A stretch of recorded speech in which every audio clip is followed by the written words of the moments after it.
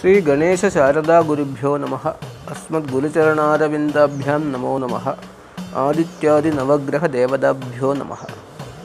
Here the Brihajjataka Hora Shastra 12th Adhyaya Nabasa Yoga Prakaranam. नवदिग्वसवस्त्रिकाग्निवेदैर्गुणिदा द्वित्रिचतुर्विकल्पजास्युः यवनैस्त्रिगुणाहि षट्छति सा कथिता विस्तरतो अत्र तत्समासः. नवदिग्वसवस्त्रिकाग्निवेदैर्गुणिदा द्वित्रिचतुर्विकल्पजास्युः यवनैस्त्रिगुणाहि षट्छति सा कथिता विस्तरतो अत्र तत्समासः. रज्जुर्मुसलं नलं चराब्दै सत्यस्त्वाश्रयजानिहाह योगान् केन्द्रै सदसद्युतैर्दलाख्यौ स्रक्सर्पौ कथितौ पराशरेण. रज्जुर्मुसलं नलं चराब्दै सत्यस्त्वाश्रयजानिहाह योगान् केन्द्रै सदसद्युतैर्दलाख्यौ स्रक्सर्पौ कथितौ पराशरेण. रज्जुर्मुसलं नलं चराब्दै सत्यस्त्वाश्रयजानिहाह योगान् केन्द्रै सदसद्युतैर्दलाख्यौ स्रक्सर्पौ कथितौ पराशरेण. योगाव्रजन्त्याश्रयजा समत्वं यवब्जवज्रण्डजगोळकद्यैः केन्द्रोपगप्रोक्तफलौ दलाख्या वित्याहुरन्ये न पृथक्फलौ तौ. योगाव्रजन्त्याश्रयजा समत्वं यवब्जवज्रण्डजगोळकद्यैः केन्द्रोपगप्रोक्तफलौ दलाख्या वित्याहुरन्ये न पृथक्फलौ तौ. आसन्नकेन्द्रभवनद्वयगैर्गदाख्य तन्वस्तगैस्तु शकटं विहगखबन्धोः शृङ्गालकं नवमपञ्चमलग्नसंस्थैः लग्नान्यगैर्हलमिति प्रवदन्ति तज्ञाः. आसन्नकेन्द्रभवनद्वयगैर्गदाख्य तन्वस्तगैस्तु शकटं विहगखबन्धोः शृङ्गालकं नवमपञ्चमलग्नसंस्थैः लग्नान्यगैर्हलमिति प्रवदन्ति तज्ञाः. शकटण्डजवत्शुभाशुभैर्वज्रं तद्विपरीतगैर्यव कमलं तु विमिश्रसंस्थितैः वापी तद्यति केन्द्रबाह्यताम्. शकटण्डजवत्शुभाशुभैर्वज्रं तद्विपरीतगैर्यव कमलं तु विमिश्रसंस्थितैः वापी तद्यति केन्द्रबाह्यताम्. पूर्वशास्त्रानुसारेण मया वज्रादय कृताः चतुर्थभवने सूर्याज्ञसितौ भवतः कथम्. पूर्वशास्त्रानुसारेण मया वज्रादय कृताः चतुर्थभवने सूर्याज्ञसितौ भवतः कथम्. कण्डकादिप्रवर्तैस्तु चतुर्ग्रहगतैर्ग्रहैः यूपेषु शक्तिदण्डाख्याहोराब्दै कण्डकैक्रमात्. कण्डकादिप्रवर्तैस्तु चतुर्ग्रहगतैर्ग्रहैः यूपेषु शक्तिदण्डाख्याहोराब्दै कण्डकैक्रमात्.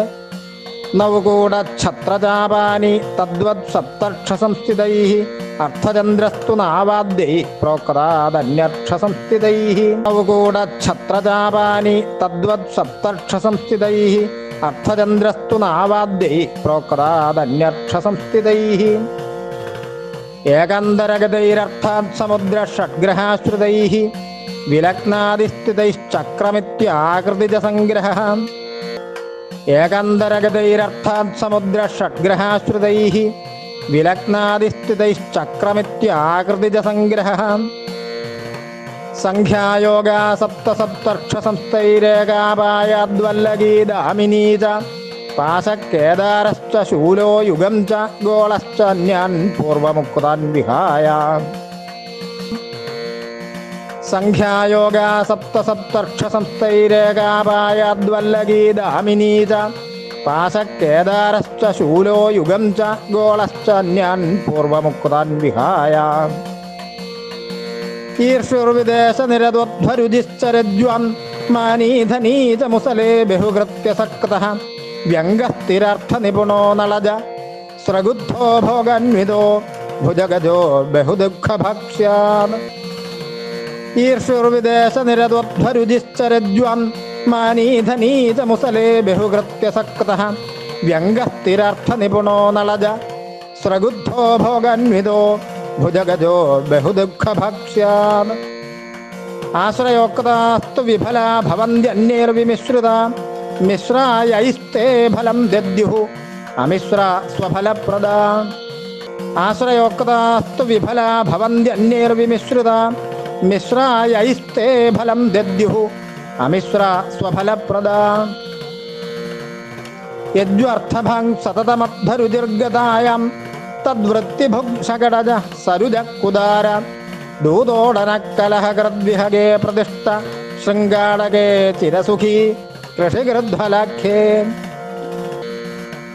യജ്വർത്ഥഭംഗ സതതമദ്ധരുചിർഗതായാം തദ്വൃത്തിഭുക്ഷകടജ സരുജകുദാര ദൂതോടനക്കലഹകൃദ്വിഹഗേ പ്രതിഷ്ഠ ശൃംഗാടകേ ചിരസുഖീ കൃഷികൃദ്ഫലാഖ്യേ.